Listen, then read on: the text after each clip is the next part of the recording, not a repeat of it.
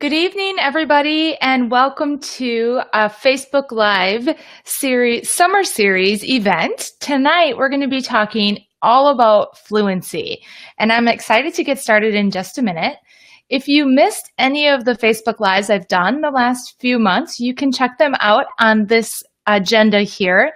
They are all available in replays, so you can go to my videos on my Facebook page. On the left side of my Facebook page, you'll actually see a section that says videos, and you can scroll through them and see any of the topics that we've already discussed.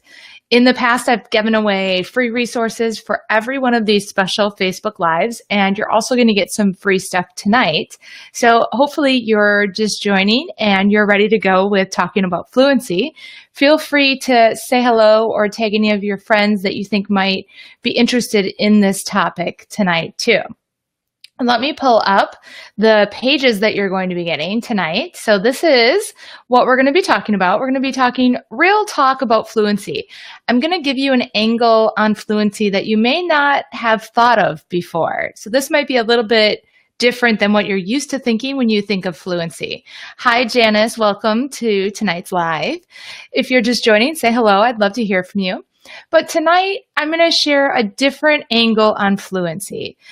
A lot of times when teachers assess their students as readers and they notice that they're struggling reading fluency or they're pausing a lot, they think, well, they have problems with fluency, and they only focus on that.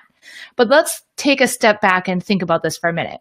There's 6 characteristics of a fluent reader, and I'm going to go over these really quickly.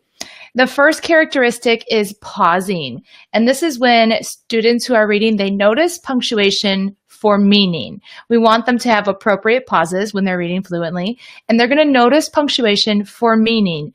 That means that they're going to know when there's a comma, that means it's time to pause. When there's a period, or an end mark, it's time to stop. The second type of fluent reading is phrasing, reading in phrases. This is when they group words together by meaning. So how words group together to make meaning in a story is fluency. The third type is stress. That means stressing words in certain ways. So they'll stress a word more than they'll stress another word, like that. And they stress words to convey meaning. So if you're catching anything here as we're going through these, look at the words in red on my chart that I have. The next one, number 4, intonation.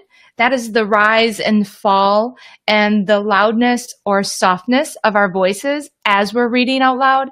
And we raise our voices, we drop our voices, we get louder, we get quieter, all to impact the meaning of what we're reading. The fifth one is the rate in which we read.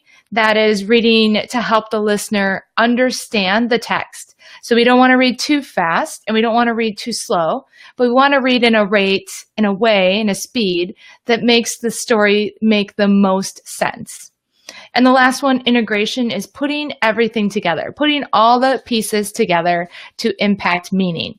So if you're getting my drift here, what I'm saying tonight is when you see a student struggling with fluency, don't disregard the fact that this is not a comprehension problem. Because a lot of times when students struggle with fluency, it almost always means that they are struggling with comprehension, which leads me to my next big idea here on this page. The big idea is when students are struggling to read with fluency, it means that they are really struggling with comprehension. Wrap your brain around that, because sometimes people don't think that way. They think it's just a fluency problem, but I'm here to tell you, if they're struggling with fluency, they are struggling with comprehension. So how can we help them when they're struggling with this fluency comprehension connection? What we can do is we can create lessons that offer direct instruction for practicing fluency skills and with understanding the students are really struggling with comprehension as well. So I've created some fluency lessons for each of these 6 characteristics that actually focus on the fluency skills, but they tie in that comprehension component. And I'm going to give you all of them tonight. Isn't that cool? So I'm excited. Hi, Heidi. She said, hi, Jen. I've done many of your webinars. This is the first time I caught a Facebook Live. Thanks. Oh, cool. Heidi, you're here live. Awesome. So tonight, I'm going to give you 4 mini lessons, and you can take and run with these, all about fluency and comprehension connection, 4 for each of the 6 characteristics. The first one is pausing, and that is when our students notice punctuation for meaning. Here's the mini lesson statements, and I put the meaning parts in red for you. I'm going to give you a copy of this in just a minute. I'm going to leave a comment I'm going to leave a link in the comment section for you. The first one I made was readers notice commas and pause for meaning so that they can understand how chunks of words go together to make meaning. Now notice we're connecting that fluency and comprehension here in this example. The next mini lesson that you can do, and you can use any books to practice this with them, is you can say readers notice when sentences end and stop so that they can check for understanding and make sure the sentence makes sense. So this lesson would be really about teaching them to know when those end marks are and that they stop there, and teaching them to check their minds for understanding. So they're connecting that fluency and comprehension connection there. The third one for pausing is readers notice it when sentences end in a question so that they can think about what the question is asking and predict possible answers. And then the last one is readers notice when there is a series of commas in a sentence so that they can think about how each chunk of words between commas goes together. So they can see the series of commas. They know they have to pause with their fluency, but then they're also thinking about why are there these chunks of words and how do they go together and why are they in a chunk together too? So that comprehension is really important. Hi. Let me see. This is great. Shakwana, thank you so much. She said, this is great. Have some of your fluency TPT. Awesome. I'm thinking about turning these little mini lessons into actual real units for you guys too. So just so you know. The second one, after pausing, I'm giving you all these too. Phrasing. Phrasing is when the students are grouping words by meaning. So I have 4 mini lessons for you that you can do with your students for phrasing. Readers group words together by meaning as they read so that they can understand chunks of words and how they fit together to make meaning in a text. Again, pulling that reading and that meaning back in there, because reading is all about thinking and meaning. The second one, readers identify when a group of words that go together ends and a new phrase begins so that they can understand when new ideas begin in a text. So helping them understand what phrases and of words go together to make meaning.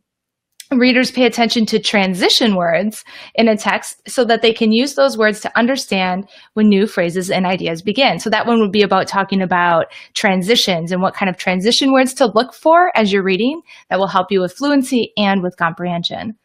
And the last one for phrases is readers know that reading words just one at a time sounds choppy and does not help them understand what phrases of words mean together. So you can talk then about how it sounds when you read just one word at a time and how that really impacts the meaning. And then stress is the third one that you have. For stress, that means stressing words to convey meaning. So I can stress one word as I'm reading, and that will convey a certain meaning. You hear how I'm reading like that. So stress mini lessons would sound like this. Readers stress important words in a text as they read so that they can show those words are most important to the meaning of that part of the text. So teaching them what words would you stress if you were reading this with fluency and why? Why are those so important? Another one, readers use their own background knowledge and what they know about a text to decide which words are important to stress as they read the text. That's another mini lesson you could do.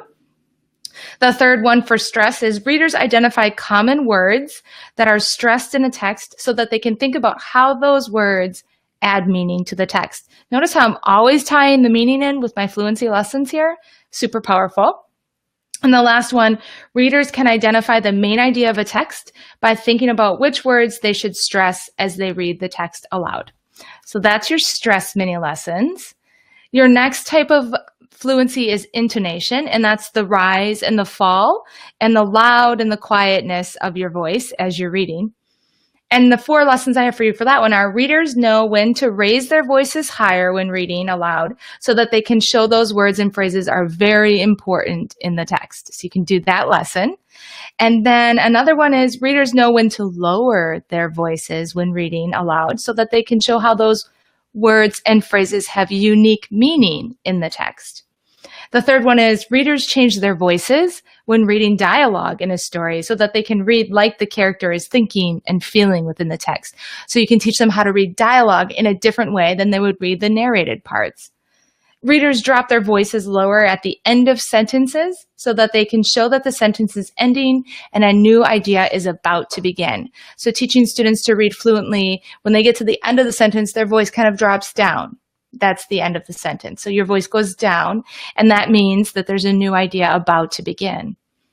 And then the fifth type of fluency lessons that I have for you tonight is rate. And rate is, of course, the speed in which we read, how fast or how slow. You know, it's like the Goldilocks and the Three Bears, too fast, too slow, or just right. The lessons for this one are readers know that if they read as fast as they can, that the text will not sound right, and it will be hard for their audience and themselves to understand. So you can do this one by like reading something really fast, really, really, really fast, and it's really hard to understand that. So fluency and comprehension connection right there. Readers know that if they read too slowly, the text will not sound right, and it will be hard for their audience and themselves to put together the meanings inside the text. That's your second lesson. The third one is that readers find that just right speed of reading out loud so that they can be sure their audience and themselves can understand the meanings of the text that they read. And your last lesson for rate is readers identify parts of a text they should read fast and parts they should read slower so that they can use their speed of reading to add to the meaning. And that one is where you can talk about how some parts you read faster and some parts you really slow down, and how that fluency change affects the meaning of what you're reading there. And the last one I have for you tonight is all about integration. This is putting it all together, putting fluency all together to affect the meaning. The 4 lessons I have are readers pay attention to their rate and tone as they read aloud so that they can combine their speed with how their voice sounds as they read aloud for meaning. The second one, readers know when to read in phrases and when to pause so that they can read the text in a way that makes each new idea sound like a fresh start. And the third one, readers understand what fluency means so they can practice how to read aloud in a way that helps themselves and their listeners best understand the text. And the last lesson I have, readers understand that reading with fluency means they are reading to understand the text, and the more fluent they sound, the more they will understand. So again, the next time you notice a student struggling with fluency, let me remind you that it's most likely a comprehension problem. So you want to try and take a look at these lessons and think about how you can use these mini lessons to help them with their fluency and their comprehension. You can do these lessons in a whole group. You can do them in a small group. It's totally up to you how you want to put them together. So I'm going to put a link to these in the comment section in just a second. I just got to do a little quick thing behind the scenes here.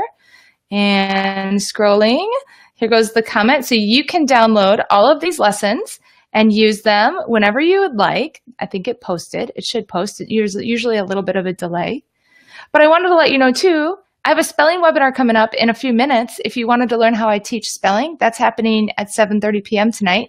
You can sign up for that by going to jenbengalwebinars.com. And all of my webinars, you can sign up through jenbengalwebinars.com. And it's a free live webinar. All of them are free. I have one on Saturday too. And then next, oh, here's my spelling one. Where did that go? This is what I'm doing tonight. Spelling, how to teach differentiated spelling. So I teach my spelling where everybody has a different spelling list. And you might be thinking, how in the world do you do that? But I show you exactly how I do it in the webinar tonight. And this way, the kids who always get the words, they always know all the words on Monday already, they're actually going to be challenged for the week. And those kids who never are going to get the words right by Friday, they're actually going to have words that won't frustrate them. So I'll show you how I do that tonight. And then August calendar is up to and ready at jenbengalwebinars.com. You can register for any of the August webinars. You can see August is going to be crazy busy. I'm not going to be this busy in September or October, November, December. This is the last month I'm going to be really, really busy with live webinars. But all of them are free to register for and to show up to. So feel free to check those out. And then if you want to come back for another Facebook Live topic, I've got my summer series going through August. I'll be live every Tuesday and every Thursday at 6:30 p.m. in August. There happens to be 5 weeks in August. So I will be here at 6:30 p.m. live each of those nights, talking about a next important topic and also sharing some free resources with you each of those nights too. You can always watch the replays of Facebook Live. That's what's great about being on live on Facebook, is you can watch the replays over and over again. So check out the videos section of my Facebook page and you'll see all of the replays, and you can binge watch my Facebook Lives if you'd like. But that's all I have for you tonight. I am going to go get ready for the spelling webinar that's coming up in just a few minutes. So hopefully I'll see some of you in there. And I look forward to either seeing you on a Facebook Live or in a webinar. Take care, everybody, and hopefully you have enjoyed the information that I shared with you about fluency tonight. Have a great night. Bye.